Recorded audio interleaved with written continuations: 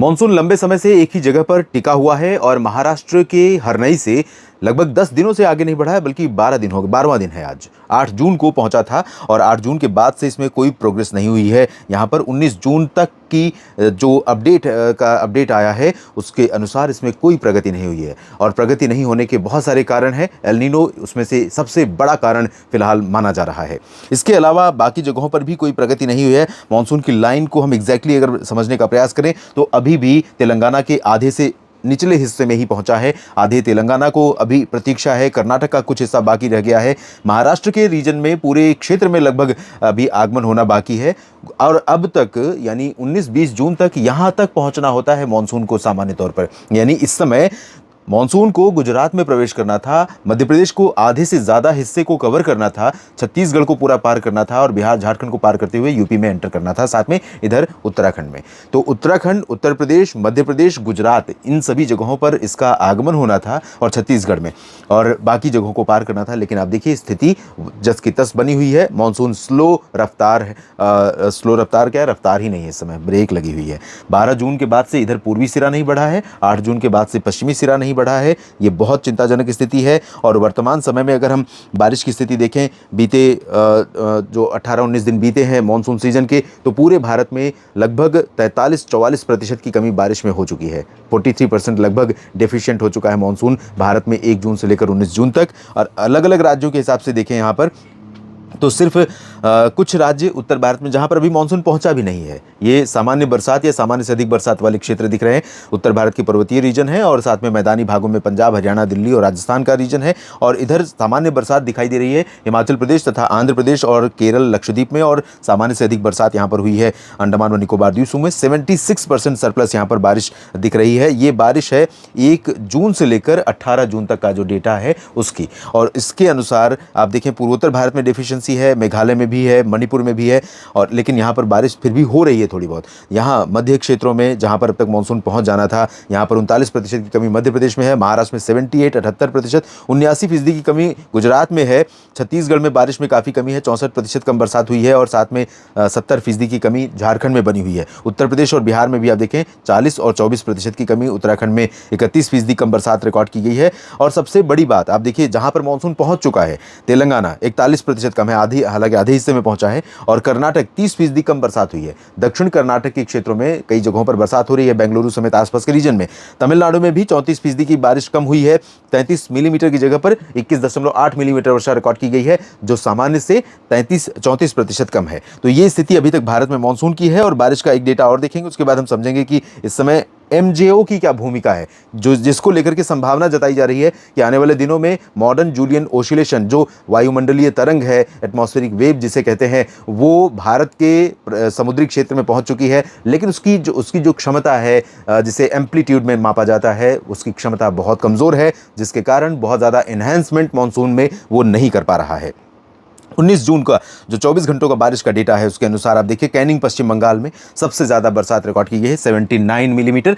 3 अंकों में बारिश कहीं भी नहीं हुई है। 3 अंक मतलब 100 मिलीमीटर या उससे ऊपर। कराईकल, जो कि पुदुचेरी का एक क्षेत्र है, स्थान, यहाँ पर 65 मिलीमीटर की वर्षा रिकॉर्ड की। कोस्टल रीजन पासीघाट अरुणाचल में 63, 61 मिलीमीटर पारादीप ओडिशा में, अगरतला त्रिपुरा में 50 और पाक्योंग सिक्किम में 50 मिलीमीटर वर्षा रिकॉर्ड की गई है। और 48 मिलीमीटर दीघा पश्चिम बंगाल में, चूरू राजस्थान में 46, 42 मिलीमीटर की बारिश चेरापूंजी मेघालय और रांची में हुई है। 29 मिलीमीटर बारिश हुई है कुन्नूर जलपाईगुड़ी तमिलनाडु और जलपाईगुड़ी पश्चिम बंगाल में। अंबिकापुर छत्तीसगढ़ में 27, साथ में पलक्कड़ केरल में 27, और इतनी ही बारिश सिवनी मध्य प्रदेश में रिकॉर्ड की गई है। हैदराबाद में तेलंगाना में बारिश हुई है 25 और 24 मिलीमीटर बारिश कोलकाता में दर्ज की गई। करीपुर में जो केरल में है 21 मिलीमीटर बारिश हुई है। इतनी बारिश पिलानी राजस्थान में, पुनालुर केरल में हुई है। इन आंकड़ों के अलावा अगर आप कहीं और से ये वीडियो देख रहे हैं और वहाँ बरसात ज़्यादा हुई है तो ज़रूर कमेंट में बताइएगा। और ये जो आंकड़े दिख रहे हैं इसमें आपको कोई डाउट है तो ज़रूर लिखकर बताइएगा, क्योंकि मशीन पर रिकॉर्ड किया गया आंकड़ा और एक्चुअल में जो बारिश का आंकड़ा होता है उसमें कई बार अंतर होता है, जो एक्चुअल बारिश आप अनुभव करते हैं। ये पूरे ग्लोब पर मॉडर्न जूलियन ओसिलेशन का इम्पैक्ट इसमें दर्शाया गया है, किस तरह से ये मॉनसून को प्रभावित करता है। ये है भारत का क्षेत्र यहाँ पर है। यहाँ पर एमजेओ, इस समय एमजेओ इंडियन ओशन रीजन में है। यहाँ पर आप देख सकते हैं 2 और कलर आपको अलग अलग दिखाई दे रहे हैं। एक आईओडी पॉजिटिव, आईओडी नेगेटिव या आईओडी न्यूट्रल। तो इंडियन ओशन डायपोल की बात हो रही है। इंडियन यहाँ पर जब समुद्र की सतह का, ये भारत है, ये इक्वेटर के पास का रीजन, और यहाँ पर जब हिंद महासागर में पूर्वी क्षेत्र में तापमान बढ़ता है तो आईओडी नेगेटिव हो जाता है, जो भारत के लिए नेगेटिव है, और आईओडी पॉजिटिव हो जाता है जब यहाँ पर तापमान गर्म होता है। आईओडी पॉजिटिव होना भारत के लिए लाभदायक है, भारत के मानसून को शक्ति देता है। लेकिन इस बार अभी तक इंडियन ओशन डायपोल पॉजिटिव होने की संभावना तो थी, लेकिन धीरे धीरे बढ़ रहा है। अभी वो न्यूट्रल फेज में है, तो बहुत ज़्यादा पॉजिटिव रोल प्ले वो भारत के मानसून को ठीक करने में नहीं कर पा रहा है। लेकिन आने वाले दिनों में MJO, मॉडर्न जूलियन ओसिलेशन की सक्रियता थोड़ी बढ़ सकती है। इसकी जो शक्ति है अभी वो 0 एम्पलीट्यूड पर है, और चांसेस हैं कि जून के अंत वाले सप्ताह में लगभग 1 एम्पलीट्यूड पर पहुंचेगा। और ये फेज़ 1 और 2, 1 के बाद अब 2, 3 में है, दूसरे तीसरे चरण में है, जो कि हिंद महासागर का रीजन है। तो यहाँ पर जब ये होता है MJO और इसका एम्पलीट्यूड 1 या उससे ऊपर होता है, तो भारत के मानसून को एनहेंस करता है। चांसेस ये हैं कि अरब सागर और बंगाल की खाड़ी दोनों तरफ आने वाली जो हवाएं हैं, ट्रेड विंड्स या जेट स्ट्रीम जो पश्चिम से चलती हैं, उन हवाओं का इम्पैक्ट थोड़ा बढ़ेगा। तो हो सकता है मानसून की गतिविधियाँ भी बढ़ जाएँ आने वाले समय में। और यहाँ पर आपको और बेहतर ढंग से समझ में आएगा मॉडर्न जूलियन ओसिलेशन का स्टेटस। 22 जून को लगभग ये स्टेटस रहने वाला है। 22 जून इंडियन ओशन रीजन में फेज़ 2, 3, ये दोनों चरण भारतीय जो हिंद महासागर है, इस क्षेत्र से जब ये गुजरता है, ये वेव जब गुजरती है, तो उस चरण को कहते हैं, उस फेज़ को कहते हैं 2 और 3। और इन चरणों के बाद ये पश्चिम से पूरब की तरफ जब मूव करेगा ये, तो मैरीटाइम कंटिनेंट ये है जहाँ पर 4 और 5वां चरण होता है, और चौथे चरण में भी भारत के मानसून को एनहेंस करेगा। चांसेस ये हैं कि ये अगले कुछ दिनों के दौरान, 7 से 15 दिनों के दौरान भारत के क्षेत्र से आगे मैरीटाइम कंटिनेंट की तरफ मूव करेगा। उस दौरान इसकी इंटेंसिटी, इसकी क्षमता बढ़ेगी और भारत के मानसून को शक्ति मिल सकती है। और चांसेस रहेंगे कि जून का आखिरी सप्ताह और उसके बाद जुलाई का पहला सप्ताह ठीक ठाक निकलेगा, बारिश का मोमेंटम बनेगा, मानसून तेज़ गति से आगे बढ़ेगा। और चांसेस 3-4 दिनों के अंदर महाराष्ट्र में आगे बढ़ने के हैं, मध्य प्रदेश और गुजरात के भागों में पहुंचने के हैं। साथ में उसके 23-24 के बाद पूर्वी उत्तर प्रदेश की तरफ से भी आगे बढ़ना शुरू करेगा, बिहार झारखंड को पार करते हुए, छत्तीसगढ़ को कवर करते हुए, तेलंगाना को कवर करते हुए।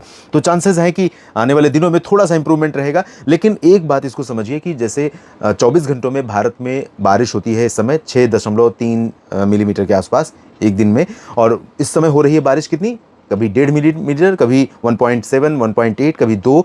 तो इस इंटेंसिटी में बढ़ोतरी होगी। ये जो मात्रा है, क्वांटिटी है, इस क्वांटिटी में बढ़ोतरी होगी। लेकिन ये 6 से 8 नहीं पहुंच जाएगी, 2 से ज़्यादा 4-5 पहुंचेगी। हो सकता है 6 भी पहुंच जाए। तब भी जो 40-42% की कमी बारिश में हो चुकी है मानसून सीजन में अभी तक, उसकी रिकवरी जून में फिलहाल होने की संभावना तो बहुत कम ही दिखाई पड़ रही है। इस अपडेट में अभी इतना ही। बने रहिए लगातार मेरे साथ मौसम तक और न्यूज़ मीडिया मंच यूट्यूब चैनल और मौसम तक फेसबुक पेज पर। ये जानकारी अगर आपको ठीक लगे तो वीडियो को लाइक और शेयर जरूर करिएगा, और कमेंट सेक्शन में अपनी बात लिखिएगा। चैनल को सब्सक्राइब करें, फेसबुक पेज को फॉलो करें। धन्यवाद।